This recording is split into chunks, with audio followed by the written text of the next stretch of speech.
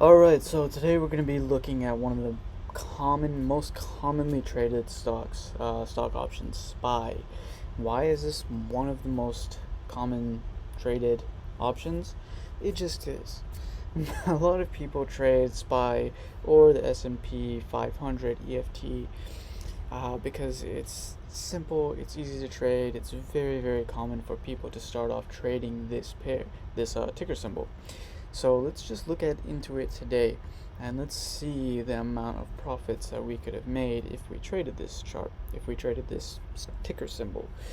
So start off in a bearish momentum, turns a little bit bullish, then bearish, bullish again, and then bearish, bullish, bearish, and it ends off kind of bearish. So as we can see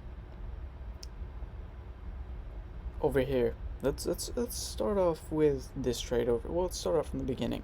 So if we trade this over here, we get into a put right around here, maybe 11, maybe 933. Hold on to it for a few moments. There's a false breakout, but I wouldn't hold on to this trade for too long. I didn't hold on to this trade for too long.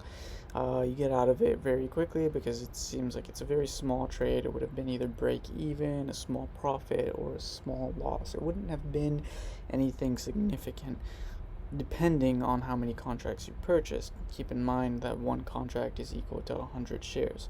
So it wouldn't have been that much. On top of that, even if you entered into a call at about 11:40, held on to it, you could have made a little bit, but not anything worthwhile. Now, more of the money would have been made if you entered into the trade around 10 o'clock. So keep in mind that trading and investing, it is a waiting game, and you want to wait until the right moment to enter into a trade. You don't want to trade just to trade. You don't want to trade just because you're bored, and you don't want to trade just because you're watching the markets and you don't have anything to do and you want to make a profit, so you just execute a trade.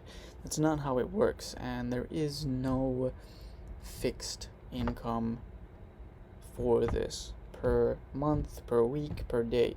It's going to be different every single day. There could be days when you make money, there could be days when you lose money, there could be days when you make thousands of dollars, and there could be days when you make $100. So this is where the majority of the money would be made. As we can see, if we get into a put around 399 and hold on to it around 398, that would have been profitable. Depending on how many contracts you purchased, you could have made anywhere from 100 to however many contracts you purchased. $100, that's by the way, and as we can see, it's turning over, the price is turning around again right here. So this is what I'm speaking about when it comes to trading psychology. Many people, they might rely solely on indicators. They might say that, oh, the moment this changes color is the moment that I enter into a put or a call. Now, you can do that, but at the same time, it's not as reliable as having and developing the right trading psychology, which takes time and which usually requires a mentor to show you and to actually develop that patience to stay in a trade. Because as we can see, this is the end of the day, and we're looking at the end outcome for the chart. This is what the chart is and what it looks like for the entire day. So, with that in mind, we can see what happens. Now, during real time, this is all unexpected. We don't know what's going to happen next. As we see it turning around, we could exit, but here would be the best point to exit. Most people could have exited this trade over here and re-entered right over here. A couple of fake outs. Keep in mind that this is a game of patience. It might take 30 minutes to get into a trade. It might take one minute to get into a trade. It might take a few hours to get into a profitable and good trade. Then the market turns around, enter into a bullish trade. A lot of people might have exited the trade right around here.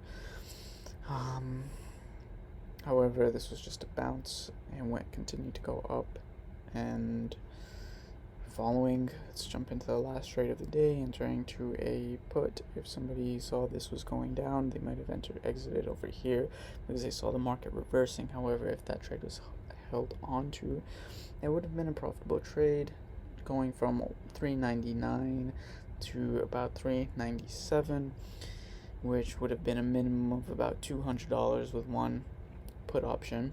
However, keep in mind that SPY option contracts aren't too expensive, so if you know what you're doing, you could have definitely made a lot more than that. So that's it for the day. Looking at SPY. If you have any questions, feel free to reach out. Feel free to go to the website, send us an email, and we'll get back to you as soon as possible.